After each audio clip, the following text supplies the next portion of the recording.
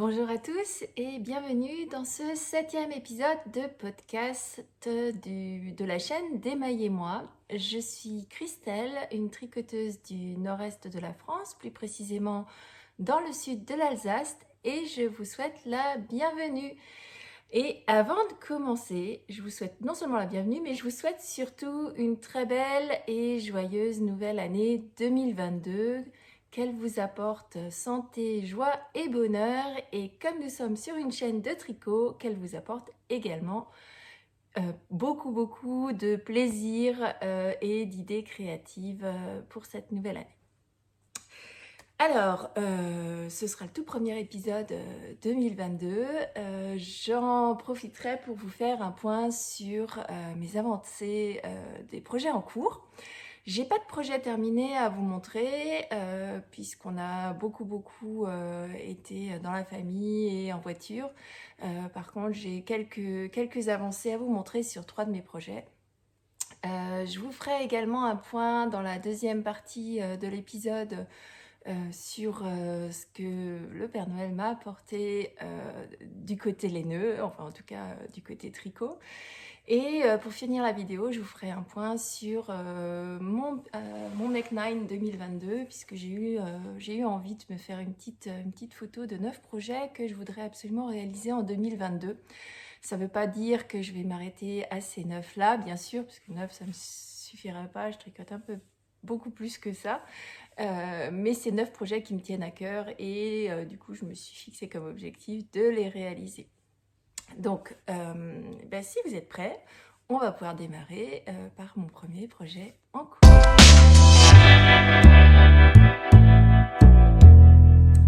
Alors pour mon premier projet en cours, je vous avais déjà montré une petite avancée la semaine dernière puisque ce sont des chaussettes des bas vanille que je réalise dans une laine autorayante de chez Socks & Steins, une petite boutique Exi, dans des coloris neutres, dans un dégradé de chocolat, neutre, terracotta et beige rosé.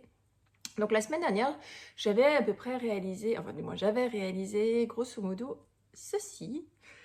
Et comme on a fait pas mal de voitures, puisque notre belle famille, en tout cas ma belle famille, parce que la mienne est tout proche, mais ma belle famille est un peu loin, et on a été pas mal en voiture et donc j'ai réalisé une chaussette. Donc voilà, une chaussette entière. La deuxième est en cours. Donc c'est une chaussette que j'ai démarrée par les côtes sur 15 rangs en maille torse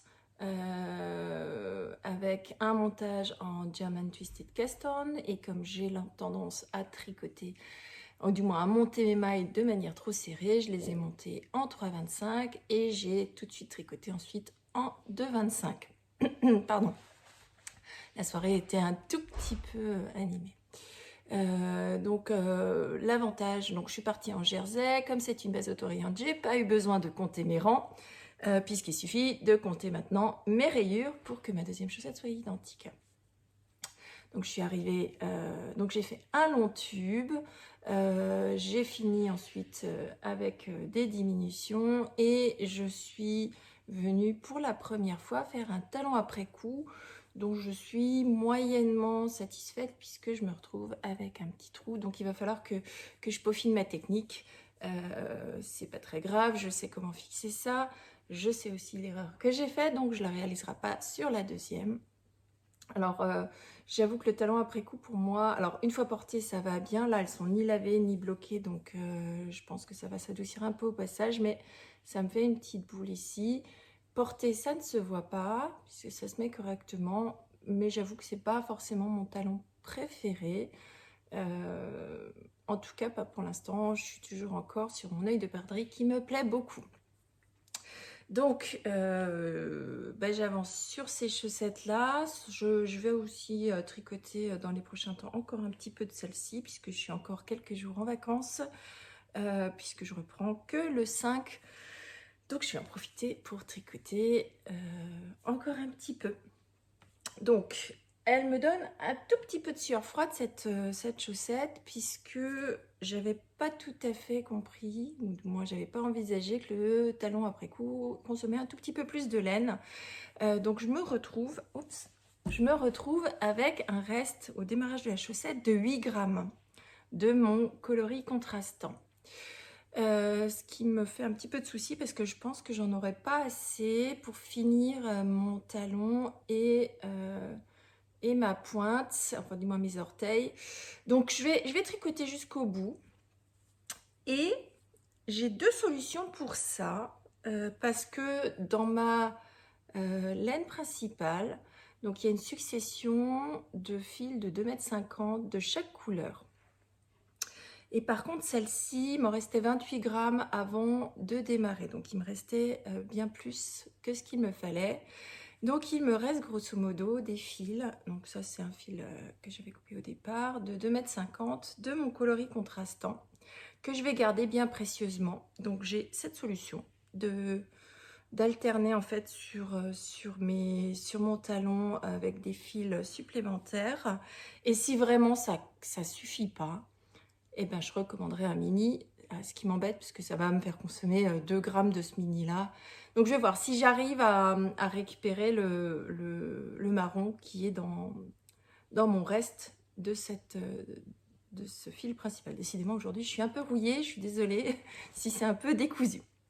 Donc voilà, suite au prochain épisode, je vous dirai si j'ai bien avancé, si mon mini a été suffisant, ou s'il a fallu que je pioche là-dessus, ou si vraiment il a fallu que je recommande un mini. Donc je vous tiendrai informée. Et on va passer au deuxième projet.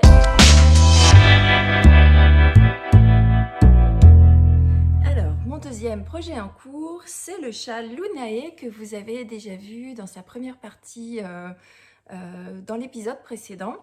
Donc dans l'épisode précédent, j'avais réalisé la partie centrale du châle et comme vous pouvez le voir, j'ai pas mal avancé alors on voit pas très bien, donc puisque j'ai rajouté, je vais essayer de vous le porter comme ça, la partie ici de mosaïque, le point étoile sur toute sa largeur, ainsi que à nouveau la bordure de mosaïque. Et vous pouvez voir ici le démarrage de la grosse bande de mosaïque finale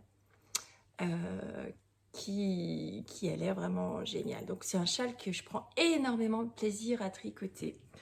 Donc alors parlons un peu technique. Donc c'est un châle de Natasha Handby que je réalise en Dererum Natura dans la base Albertine, dans 3 coloris qui sont le coloris Petit Matin, qui est un bleu un peu givré, un bleu givré, très bien. La base blanche ivoire que vous voyez ici, ou pas ivoire, blanc cassé, est le coloris Orgeat, et le bleu est le coloris Petit Matin, qui est un bleu jean pétrole. Alors c'est un châle qui est grand puisque la partie centrale, donc la partie centrale c'est celle avec les barres qui descendent vers le bas là, faisait déjà 1,40 m. 1,40 m par seulement par contre 27 cm de profond. Et le châle dans sa version finale fera 2 mètres de large par 55 cm de profond. Donc c'est un châle qui est très très long. Qui me convient bien puisque moi c'est un châle que je vais porter, je ne sais pas si ça rendra grand chose là, mais autour du cou, voilà, donc il y aura logiquement une grosse bande de mosaïque autour, voilà. J'espère beaucoup avancer. Je pense pas pouvoir le finir dans la semaine parce que on est maintenant à plus de 500 mailles, non pardon, plus de 400 mailles, donc ça commence à faire beaucoup. Ah, mes excuses, on a été coupé. Donc, je disais donc que les rangs commencent à être assez longs, puisque j'ai actuellement plus de 400 mailles, que la mosaïque va continuer à grandir, puisqu'elle s'étale en largeur à chaque fois. Et donc, le projet finira à presque 500 mailles pour un rang. Alors j'ai calculé, moi il me faut à peu près en moyenne 2 secondes et demie par maille, ce qui fait que cette grande bande de mosaïque va me prendre une trentaine d'heures de tricot. Donc je suis pas pressée, j'adore faire la mosaïque qui est en fait une alternance de points endroits et de mailles glissées. Vous réalisez en alternance une fois un aller-retour dans une couleur, puis le rang suivant, du moins la deuxième paire de rangs suivants, vous alternez avec l'autre couleur. Et donc à chaque fois, vous faites un rang, une couleur, un aller-retour, l'autre couleur, et vous glissez les mailles. La différence sur le rang aller et sur le rang retour, c'est qu'au rang aller, vous glissez les mailles avec le fil à l'arrière de la maille glissée, alors que lorsque vous revenez, vous glissez les mailles à l'avant pour éviter de voir votre fil qui suit. Et donc à l'arrière, ça vous donne quelque chose comme ça. Donc un espèce de tissage. On revoit bien blanc, bleu, donc une alternance de rangs. Donc la partie la plus longue pour l'instant, eh ben, elle est là. C'est celle qui m'a pris le plus de temps. Donc sur les 3 couleurs, il y en a une que j'ai déjà terminée, c'est cette couleur là qui est la couleur Petit Matin. Donc moi j'ai réalisé donc décidément, ce châle en Dererum Natura. Et donc sur la 3e couleur qui était la couleur Petit Matin, j'ai terminé. J'avais au départ 2 pelotes de 50 grammes et il me reste 26 grammes de la couleur Petit Matin. Donc au total, sur la totalité de l'écharpe, j'aurais utilisé 74 grammes de la couleur qu'elle appelle la MC, qui veut dire en anglais main color, donc couleur principale. Donc ne vous faites pas avoir, les couleurs principales, ce ne sont pas les rayures, c'est la couleur qui est à l'intérieur. Et donc 74 grammes suffisent si jamais il vous reste dans votre stash.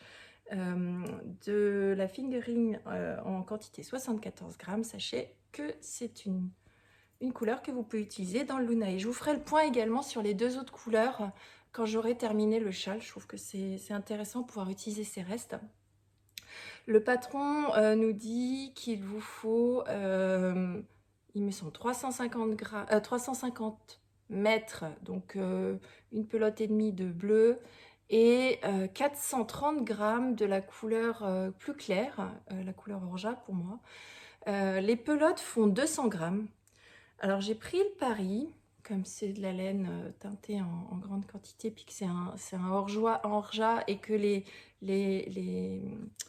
couleurs ne font pas des grandes surfaces, j'ai pris le pari de n'acheter que 2 pelotes, donc 400 grammes. Est-ce que ça va me suffire? Je ne sais pas. Il me manquera peut-être 30 grammes. Si c'est le cas, j'en rachèterai une pelote. Si c'est pas le cas, j'aurai pas une pelote en trop. Donc je vous dirai ça à la fin. J'ai tendance moi à tricoter assez serré, assez serré, pas non plus trop serré, mais serré. Généralement, je suis à l'échantillon, voire légèrement en dessous. Donc est-ce que les 400 grammes me suffiront? Les 400 grammes, les 400 mètres me suffiront, 100 grammes. Je vous dirai ça quand j'aurai terminé. Donc voilà, la suite dans le prochain podcast. Alors, mon 3e projet en cours, c'est un projet que vous avez aussi vu dans le podcast précédent, qui est le gilet Sirva, ou le cardigan Sirva, de Marie-Améline Design, que je réalise également en laine albertine, couleur Belle Étoile, qui est le bleu que vous retrouvez dans mon châle Luanae, forcément, puisque je les réalise pour que je puisse les porter ensemble. Donc c'est un gilet qui ne se ferme pas, qui est réalisé en top down avec une bande de torsade sur l'avant qui sera rehaussée après avec une bande d'encolure. Donc lorsque je vous avais quitté, j'avais mis un marqueur de progression ici. Donc j'ai réalisé la fin du corps avec mon petit marqueur de progression du repère des tricopines. Donc j'ai réalisé la fin du point texturé, je suis toujours aussi fan de ce point texturé. J'ai réalisé ensuite des bandes de côte sur 5 cm que j'ai terminé. Alors elle vous dit de rabattre les mailles souplement. Pour ma part, j'ai rabattu avec un rabat tubulaire qui fait cette fameuse finition. Alors je peux vous montrer ça comme ça, qui fait une finition plus qu'élastique et surtout dont est-ce que ça va faire le point, dont l'enrobement fait une espèce de petit tube. Donc c'est comme si une maille passait par-dessus et allait rejoindre celle de l'autre côté. Donc ça fait une très très belle finition que j'adore. Voilà, très, très agréable.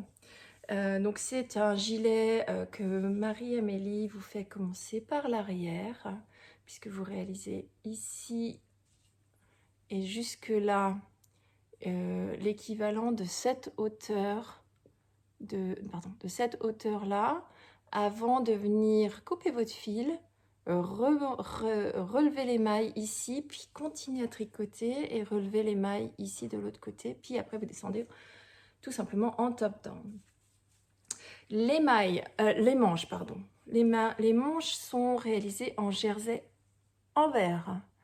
Et pour celles qui détestent le point envers, Marie-Amélie est super sympa avec nous puisqu'elle nous fait tricoter, alors non pas à l'envers, mais elle nous fait retourner les mailles pour tricoter en jersey endroit et finir, que je sorte mes aiguilles du coup, finir avec une petite bande de code torse 1-1 que je suis en train de réaliser comme vous pouvez le voir. Donc voilà, et donc voilà, gilet Sirva que j'adore. Donc c'est un gilet qui est designé pour avoir une aisance négative ou neutre. Donc elle préconise 0 à moins 5 cm d'aisance. Moi j'ai pris le parti pour alors je fais 95 de tour de poitrine et donc j'ai fait la taille 95. Pour l'instant j'ai utilisé 5 pelotes d'Albertine. Il m'a fallu une pelote complète pour une manche, donc il me faudra encore une pelote ici complète et donc j'aurai besoin d'entamer ma dernière pelote puisque j'en avais acheté 7. Alors je peux pas vous dire la quantité exacte puisque j'ai mixé avec le Luna, mais je vous pèserai à la fin. Donc il me faudra certainement entamer ma dernière pelote ici. Alors il me reste un reste du corps, je ne sais pas, il faudrait que je vois si ça me suffit ou non. Et donc comme vous pouvez le voir, je suis à la fin de la première manche et je crois que c'était dans le podcast 5, je vous disais que je n'attaquerai pas de nouveaux projets tant que j'attaquerai pas la deuxième manche, ce qui sera chose faite aujourd'hui. Donc aujourd'hui je vais attaquer mon prochain grand projet et comme c'est un gilet, je vais entamer avec une nouvelle grosse pièce dont je vous parle tout de suite après. Donc voilà, mon gilet Sirva que j'adore, je le referai je pense, j'adore, je suis extrêmement fan de ce point texturé. Et alors n'ayez pas peur, ce point texturé ce n'est que des mailles endroit et des mailles envers sur une succession de 4 ans. Il y a quand même un tout petit peu de difficulté dans ce projet parce que il y a les torsades qui sont, alors, je ne sais pas si je vous avais déjà montré ça, mais au milieu des torsades vous avez une petite dentelle qu'on verra mieux une fois le projet bloqué, je vous montrerai ça, mais vous avez une dentelle à l'intérieur de la torsade. Et vous avez aussi un montage contigus des manches et donc ça nécessite un petit peu, c'est pas difficile mais ça nécessite beaucoup d'attention au début. Une fois que vous avez passé les manches, c'est simple, c'est des augmentations, quelques augmentations et des côtes. Donc tricotez-les à partir du moment où vous avez passé la séparation des manches. Donc voilà pour le gilet Sirva, j'espère, je ne suis pas certaine parce qu'il y a quand même encore du boulot, mais j'espère pouvoir vous le montrer la prochaine fois presque fini, peut-être pas bloqué, lavé, mais en tout cas bien avancé. La suite au prochain.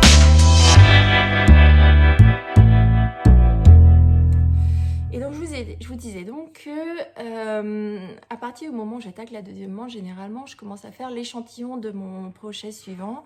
Donc en tout cas, je me suis autorisée à bobiner ma fameuse laine fétiche pour l'instant. Je crois que c'est la plus belle laine que j'ai jamais eue. De chez La Bien-Aimée, qui est une cachemérino, enfin du moins qui est dans sa base cachemérino, qui est une base 75% mérino, 15% cachemire et 10% nylon pour la solidité, le cachemire pour le moelleux.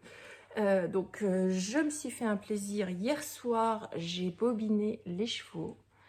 Alors ça m'a donné ceci, on ne voit pas très bien mais il y a pas mal de nuances dedans. Donc c'est un gris bleuté. C'est sa couleur Direwolf, D-I-R-E Wolf, donc W-O-L-F. Je ne sais pas pourquoi je vous appelle, vous n'allez pas l'écrire. Bon, bref. Donc voilà, donc je vais réaliser l'échantillon et dans cette laine, je vais réaliser le pull Uru, qui est un pull avec normalement un col cheminé. Je ne sais pas encore, j'hésite à réaliser le col cheminé puisque dans le patron que je viens d'acheter, il y a deux possibilités. Donc elle vous fait soit un col légèrement cheminé, soit un col ouvert, un col rond. Donc j'hésite. Je pense que je vais hésiter jusqu'à la fin de l'échantillon et je vous laisserai découvrir la prochaine fois quelle version j'ai décidé de faire. Je me dis que le col cheminé, c'est quelque chose que je n'ai pas, mais le col rond, c'est quelque chose que je peux porter un peu plus longtemps dans la saison. Je ne suis pas décidée. Je verrai. L'avantage d'avoir des options dans le patron. Donc voilà. La designeuse, c'est Lini Hoy. Le patron est exclusivement en anglais. Je vais le lire pour vérifier si c'est compréhensible pour quelqu'un qui ne parle pas l'anglais. Je vous le dirai aussi dans le prochain épisode. Voilà. Donc, quoi vous dire de plus je vous en parlerai plus la prochaine fois, mais elle a ce col et donc ce triangle dans le dos, donc je vous mettrai comme d'habitude une petite incrustation d'images, mais ce col est inspiré de l'un des monts du Kilimandjaro, il me semble. Je vérifierai, je vous en parlerai plus pour être un peu plus précise et pas vous raconter de bêtises. Donc autant de vous dire que j'ai énormément hâte de monter ceci sur mes aiguilles pour voir comment elles se comportent. Et voilà, et voir aussi comment toutes ces petites nuances de gris et de bleu perlé vont sortir une fois tricotées.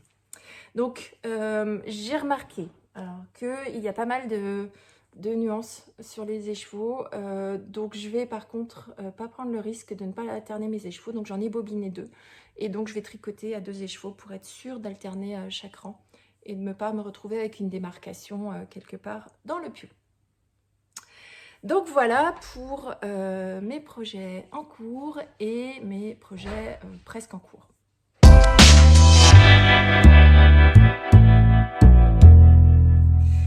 Alors, le Père Noël est passé et il m'a gâté beaucoup.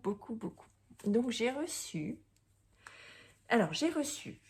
plein de choses différentes, de la laine et des accessoires de tricot. Donc je vais commencer par la laine. J'ai reçu de la laine de Bergère de France, 2 pelotes pour faire des chaussettes. Je crois qu'il y a un message.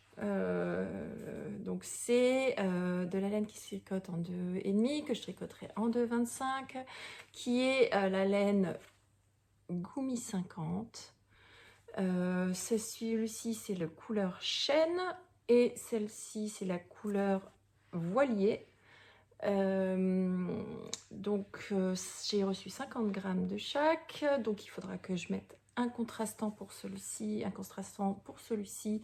Je les ai déjà puisque j'ai été, bien sûr dès que je les ai reçus, j'ai été vérifier si mes restes de mon chalographie pouvaient aller. Et miracle, ça fait des jolis coloris assortis. J'aurais dû les emmener, je ne les ai pas emmenés, je ne peux pas vous montrer. C'est une laine alors qui est bien moins douce qu'une laine de teinturière, bien sûr. Donc c'est une laine qui est 75% laine vierge et 25% polyamide, donc l'équivalent d'un nylon.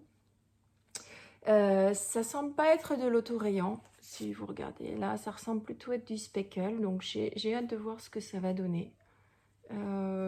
certainement un joli camailleux de différentes couleurs. Ce que j'aime bien, c'est que c'est deux ambiances totalement différentes. Donc, question, qu'est-ce que ça va donner? J'en sais rien du tout. En tout cas, voilà, deux pelotes de chez Bergère de France. J'ai ensuite reçu, désolée pour le bruit, un ensemble que j'adore, très délicat, dans les roses. Donc, de laine à chaussettes aussi, donc qui est un kit de chez Socks and Shines, une boutique Etsy dont j'adore la présentation puisqu'elles arrivent toujours avec un très joli nœud. Désolée, on a été coupé, mais j'ai du monde à la maison alors.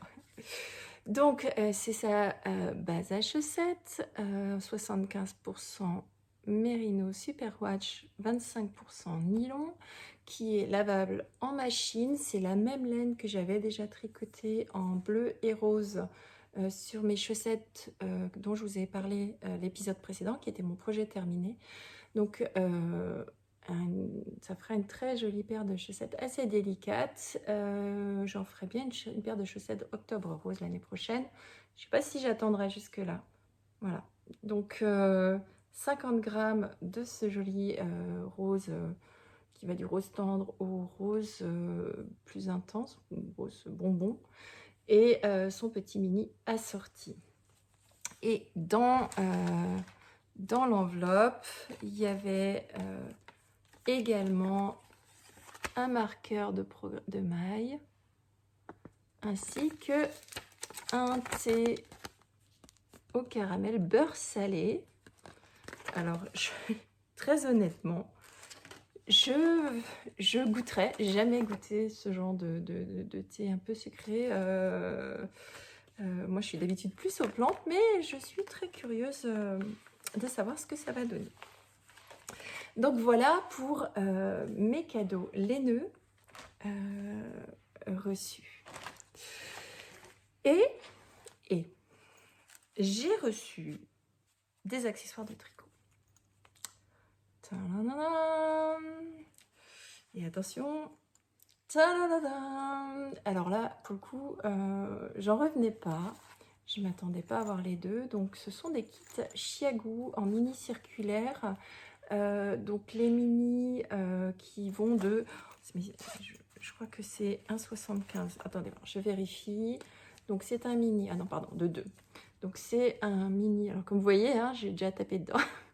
Qui vont de 2 mm à 3,25, qui sont présentés à chaque fois. Donc vous avez deux longueurs d'aiguille. Vous avez des aiguilles 3 pouces, ainsi que son assortiment en 2 pouces. Donc pour vous montrer la différence... Hop. Je la ramasserai tout à l'heure. Donc voilà la différence de longueur. Donc celle-ci plutôt pour les manches, celle-ci pour les chaussettes. Donc voilà pour le premier kit. Et dans le deuxième kit, qui est le kit bleu, vous avez la suite qui va... Donc toujours une petite pochette à l'intérieur. Qui va donc de 3,5 jusqu'à 5 mm, qui sont les tailles US 4 à US 8 pour celles qui choisissent leur patron sur Ravelry. Donc toujours de la même principe, hein, une petite et une plus longue. Donc pour les manches ou pour les manches plus serrées. Voilà. Donc je suis ravie. Ça va me simplifier la vie, notamment pour les manches. Et donc, vous avez remarqué qu'il en manque une ici. C'est tout simplement que je l'utilise déjà pour réaliser les manches de mon Sirva. Donc, ce kit arrive avec les câbles bleus. Vous avez plusieurs câbles qui sont livrés avec le kit. Donc, en 13, 15 et 20 cm, ce qui vous permet de faire différents tours de manche. Et de la même manière, alors ceux-là, je ne peux pas vous montrer, comme vous pouvez voir sur le kit rouge, je les ai tous en cours, puisque j'ai plusieurs paires de chaussettes dont je vous parlerai la prochaine fois, qui sont en cours. Et dans la petite pochette, vous avez à chaque fois des stoppers. on voit pas bien. Oh, les reflets. Donc des stoppers, un extenseur. Je vais vous le sortir, ce sera mieux.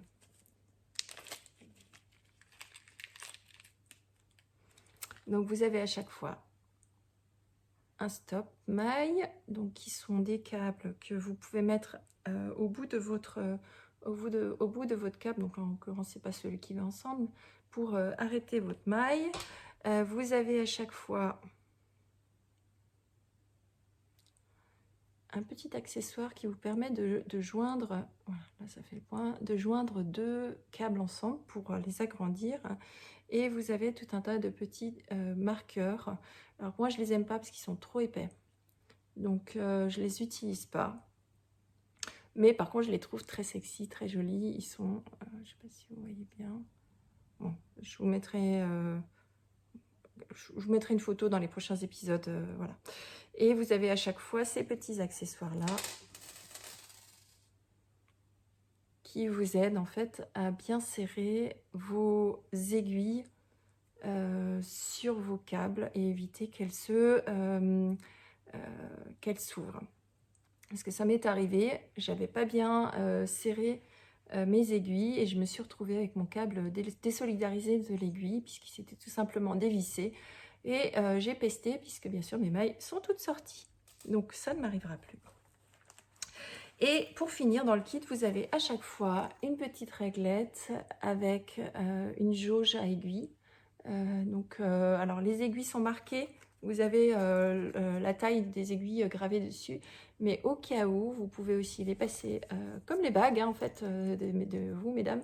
Vous pouvez passer les aiguilles et ça vous donne la taille de votre aiguille. Donc si jamais vous avez une aiguille où vous ne savez pas ce que c'est, il suffit de la poser dans la jauge à aiguilles. Donc voilà, donc comme vous pouvez voir, hein, j'ai été vraiment gâtée. Je suis ravie et je vais pouvoir en profiter tout le long de l'année. C'est aussi l'avantage des loisirs créatifs, c'est que ça vous prend du temps derrière et donc vous savourez un petit peu plus longtemps. Alors, dernière chose dont je voulais vous parler cette semaine, c'est mon Make 9 2022. Donc cette année, j'ai eu envie de faire un Make 9. Pour ceux qui me suivent sur Instagram, vous l'avez vu passer, je crois, hier.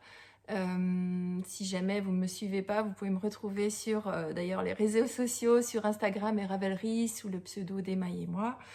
J'ai eu envie de faire un Make 9 et de mettre à l'honneur 9 projets qui me tiennent vraiment à cœur. Donc je vous en parlais en introduction, c'est pas des projets, du moins c'est des projets que je veux absolument réaliser. Ça ne veut pas dire que j'en réaliserai pas plein d'autres. Et 9 projets, ça me laisse aussi de l'espace pour réaliser d'autres projets qui soit seront publiés dans l'année, ou alors d'autres projets que j'ai gardés mais que j'ai pas forcément d'urgence à réaliser, ou en fonction de mes envies. Dans ce Make 9, je n'ai pas mis de chaussettes. Tout simplement parce que les chaussettes, je vais réaliser en 2022 aussi une boîte à bas. Je ne sais pas si ce sera 12 bas pour moi, ce sera en tout cas 12 paires de chaussettes sur l'année. Une partie pour moi, une partie certainement pour mon mari ou pour mes enfants. Donc, je vous mets mon Make 9 ici, donc il y en a 9. Comme vous pouvez voir, il y a au total 3 écharpes ou étoles, 3 châles ou étoles. Vous avez un pull pour homme, un t-shirt et 4 pulls pour moi de manière totalement égoïste. Mais j'assume, pas de problème. Donc, si on les reprend, vous avez le premier qui est, alors je vais vous faire défiler au fur et à mesure les images, qui est le Rosa Jumper de Along avec Anna, que je pense réaliser dans sa laine, mais que je n'ai pas encore acheté, donc ça viendra prochainement. Le deuxième projet, c'est le Single Malt de Max de Kittner, que j'aime beaucoup et qui sera pour mon mari. Donc ce sera aussi mon premier pull homme. J'ai déjà repéré une laine dont je vous parlerai la prochaine fois parce que je pense que je vais finaliser ma commande cet après-midi. Je pense le réaliser dans un gris perle ou dans un bleu marine, je sais pas. Alors vous voyez, on est un petit peu dans deux extrêmes. Le troisième est un châle, le châle marée de Natasha Hornby. Je ne sais pas si je le réaliserai maintenant ou plutôt en fin d'année, mais je l'aime beaucoup. Alors elle a deux versions, une version petite et une version très grande. Je pense réaliser la version très grande pour pouvoir bien m'emmitoufler l'hiver prochain. Le suivant, c'est le pull Uhuru, et comme vous l'avez entendu juste avant, c'est le premier projet que je mets sur mes aiguilles cette année, puisque j'ai la laine, j'ai le patron et j'ai l'échantillon. Dans 1 heure, j'aurai l'échantillon. Le suivant est une étole de chez Rachel Isley qui s'appelle The One. C'est une étole que je vais réaliser très certainement en lin ou en soie ou un mélange des deux, ou un mélange de coton-lin, en tout cas une fibre d'été. J'ai un mariage prévu en été et donc je voudrais me faire une très grande étole pour la soirée. Le suivant est un t-shirt qui s'appelle Fable, qui est d'une designer qui s'appelle Alicia Plummer, que j'aime beaucoup. J'ai pas encore choisi la laine, j'ai pas encore choisi la couleur, je me laisserai surprendre par mes envies du moment. Le suivant est un châle qui s'appelle Bird of Feather, que j'ai vu dans le podcast de l'eau demoiselle, qu'elle a réalisé dans un ton sur ton blanc que je trouvais absolument magnifique. Donc c'est un châle de Andrea Mori que je vais réaliser aussi, je pense, en ton sur ton. Je ne sais pas encore quel ton. Je réfléchis. Il faut que je réfléchisse encore. Le suivant est un pull de Caroline Kerizit, qui est son modèle Scaveola, qu'elle a sorti en novembre de cette année, il me semble. Novembre, oui, je crois novembre. Et que je vais réaliser dans une laine que j'ai commandée mais que je n'ai pas encore reçue. Et j'ai un trou de mémoire. Bon, ça me reviendra. Décidément, ça va pas aujourd'hui. Je crois que la soirée était un petit peu trop animée. Donc, je vous en reparle. Non, je peux pas vous en parler plus tard. Il faut que je vous en parle maintenant parce que je vais oublier. La Féfile. Voilà, ça y est, je l'ai. Donc une laine de la Féfile dans sa base mérino que je vous montrerai. Et le dernier de mon Make 9, c'est un pull qui s'appelle Lily Sweater, qui est designé par une designeuse suisse qui s'appelle Cécile qui tricote. Alors c'est un pull très simple, en col V, et sa particularité c'est qu'elle a en dessous, en guise de couture, une toute petite torsade. Donc moi j'aime beaucoup quand c'est des designs simples avec une petite fioriture. Donc en l'occurrence le petit détail c'est cette petite torsade. Alors je pense que vous l'avez vu, mais je crois que dans mon Make 9 j'ai quasiment que des cols en V. Ça devait être l'humeur du moment, donc autant vous dire que ça risque peut-être encore d'évoluer. J'aime beaucoup les cols en V. Moi qui ai une poitrine un petit peu généreuse, je trouve que le col en V ça dégage mon encolure. Donc voilà pour mon année. Je ferai un point, je pense fin d'année, ou en tout cas je suivrai de savoir si j'ai réalisé ces 9 projets qui me tiennent à cœur. Et voilà. Alors, il me reste à vous souhaiter une très bonne journée créative, une belle année créative. Je vous remercie d'être resté avec moi jusqu'à maintenant. J'espère que votre réveillon s'est bien passé, que vous avez bien profité de vos fêtes. Et je vous dis à très bientôt, ou en tout cas très certainement à la semaine prochaine, pour partager avec vous mes avancées tricot. C'est un format, je pense, que je vais garder, de revenir vous voir une fois par semaine pour faire un point sur mes avancées tricot pour 2 raisons. Un, ça vous permet aussi de voir, l'évolution. 2, bon, il y a plus que 2 raisons en fait. 2, ça me permet de rester motivée sur tous mes projets. Donc le fait de devoir revenir vous voir et de vous montrer ce que j'ai fait, ça me permet de ne pas mettre de projet de côté.